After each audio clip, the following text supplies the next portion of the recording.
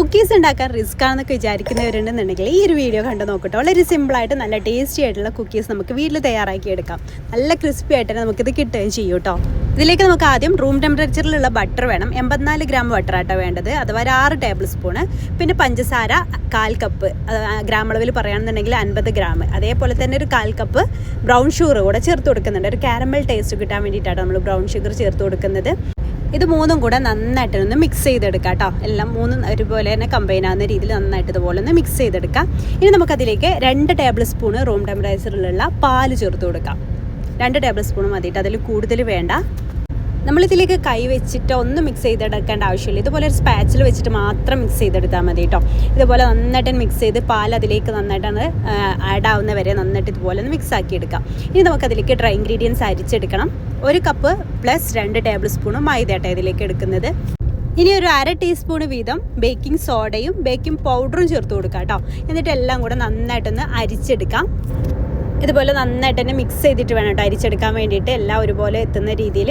അപ്പോൾ അത് നന്നായിട്ട് തന്നെ അരിച്ചെടുത്തിട്ടുണ്ട്. ഇനി വീണ്ടും നമുക്ക് സ്പാച്ചുല യൂസ് ചെയ്തിട്ട് ഇതുപോലെ അങ്ങ് മിക്സ് ചെയ്ത് കൊടുക്കാം. നമ്മൾ ഈ സമയത്ത് ചപ്പാത്തിക്കൊന്നും കുഴക്കുന്ന പോലെ കൈ വെച്ചിട്ട് കുഴക്കേണ്ട ആവശ്യമൊന്നുമില്ല കേട്ടോ. ഈ സ്പാച്ചുല വെച്ചിട്ട് തന്നെ നന്നായിട്ട് തന്നെ മിക്സ് ചെയ്തെടുത്താൽ മതി. ഓവറായിട്ട് ഇത് സോഫ്റ്റായിട്ട് കുഴച്ചെടുക്കേണ്ട ഒരു ആവശ്യമില്ല. അപ്പോൾ നമുക്ക് കറക്റ്റായിട്ട് കുക്കീസിൻ്റെ ആ ഒരു സ്ട്രക്ചറിൽ കിട്ടൂല കേട്ടോ.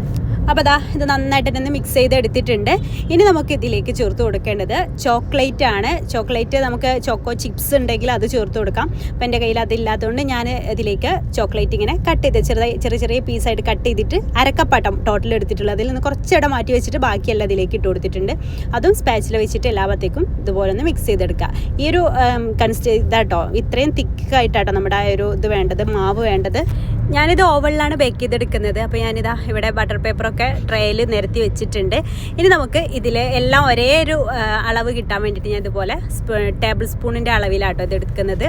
എന്നിട്ട് ഇതുപോലെ മെല്ലെ ഒന്ന് ഇതുപോലെ പ്രസ് ചെയ്ത് കൊടുത്താൽ മതി. ഒരുപാട് അങ്ങോട്ട് കുഴച്ചെടുക്കേണ്ട കേട്ടോ. ഇതുപോലെ ഒന്ന് ആക്കി കൊടുക്കുക. ഷേപ്പ്ലെസ് ആക്കിയിട്ട് തന്നെ വെച്ചാൽ മതി. ഇതുപോലെ റോൾ ചെയ്തിട്ട് എടുക്കാം. എന്നിട്ട് കുറച്ച് ഗ്യാപ്പ് വിട്ടിട്ട് വേണം ഇത് വെച്ച് കൊടുക്കാൻ വേണ്ടിയിട്ട്. ഓരോന്ന് ഇതുപോലെ ഗ്യാപ്പ് വിട്ടിട്ട് വേണം വെച്ച് കൊടുക്കാൻ വേണ്ടിയിട്ട്. നമ്മളിത് ബേക്ക് ചെയ്യുന്ന സമയത്ത് അതങ്ങ് പരന്ന് ബിസ്ക്കറ്റിൻ്റെ ഷേപ്പിലായി കിട്ടിക്കോളും. എന്നിട്ട് ബാക്കി മാറ്റി വെച്ചിട്ടുള്ള ചോക്ലേറ്റ് ഇതിൻ്റെ മുകളിൽ ഇതുപോലെ ഒന്ന് പ്രസ് ചെയ്തിട്ട് ഒട്ടിച്ചു കൊടുക്കാം. ഈ ഒരളവ് വെച്ചിട്ട് ഞാൻ 20 കുക്കീസ് ആട്ടോ ഉണ്ടാക്കി എടുത്തിട്ടുള്ളത്. എന്നിട്ട് നമുക്ക് ഓവണ് 10 മിനിറ്റ് പ്രീ ഹീറ്റ് ആക്കി എടുത്തിട്ടുള്ള ഓവണിൽ 170 ഡിഗ്രിയിൽ 15 മിനിറ്റ് ആട്ടോ ഞാൻ അത് ബേക്ക് ചെയ്യാൻ വേണ്ടിയിട്ട് വെക്കുന്നത്. ഇത് ബേക്കായിട്ട് വരുന്ന സമയത്ത് നല്ല സോഫ്റ്റ് ആയിരിക്കും. പിന്നെ അത് തണുത്തതിന് ശേഷം ആട്ടോ ക്രിസ്പി ആയിട്ട് കിട്ടുക. അപ്പോൾ ബേക്കായ ഉടനെ തന്നെ ഇത് സോഫ്റ്റ്നെസ് ഇല്ലല്ലോ എന്നൊന്നും വിചാരിക്കരുത്. തണുത്ത ശേഷം നല്ല ക്രിസ്പി ആയിട്ട് തന്നെ കിട്ടും കേട്ടോ. അപ്പോൾ കിടിലൻ ടേസ്റ്റിൽ നല്ല അടിപൊളിയായിട്ടുള്ള ചോക്ലേറ്റ് കുക്കീസ് ഇവിടെ റെഡി ആയിട്ടുണ്ട്. നല്ല ടേസ്റ്റായിട്ട് ഇതുപോലെ തയ്യാറാക്കി എടുത്താൽ. അപ്പോൾ ഇത് നമുക്ക് ബോട്ടിലാക്കിയിട്ട് സൂക്ഷിച്ചും വെക്കാവുന്നതാണ്. അപ്പോൾ ഇതുപോലത്തെ സിമ്പിൾ റെസിപ്പീസിനായിട്ട് നമ്മുടെ പേജ് ഫോളോ ചെയ്യാത്തവരാണെന്നുണ്ടെങ്കിൽ ഫോളോ ചെയ്യാൻ മറക്കല്ലേ.